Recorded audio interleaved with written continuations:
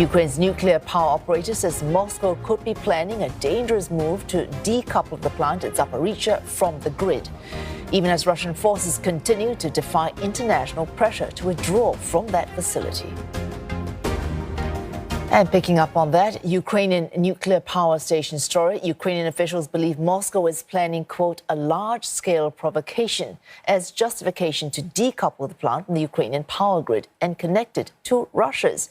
Or this would be a complex operation that Kyiv says could cause a disaster at Europe's largest atomic plant. Ukraine's nuclear agency says Russian forces occupying Zaporizhzhia are already restricting staff access to the plant.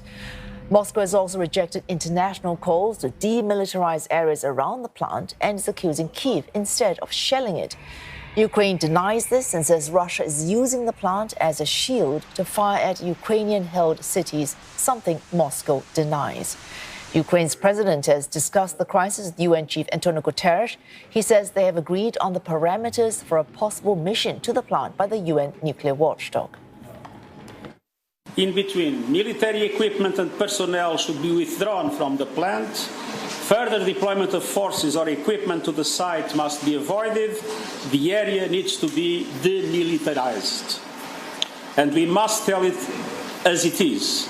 Any potential damage to Zaporizhzhia is suicide. On the second day of his trip to Ukraine, Mr. Guterres visited the Black Sea port of Odessa.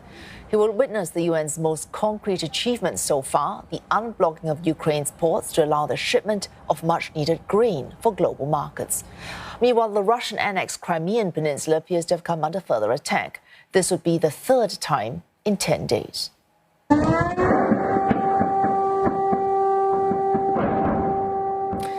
Videos posted online purportedly show the attack on Belbek military airport, which has been used for strikes against Ukraine. At least 4 blasts were reported. The Russian governor says a Ukrainian drone was shot down, but denies that any damage was done. Meanwhile, Russian forces have stepped up their shelling of civilian areas of Kyiv, Ukraine's second largest city.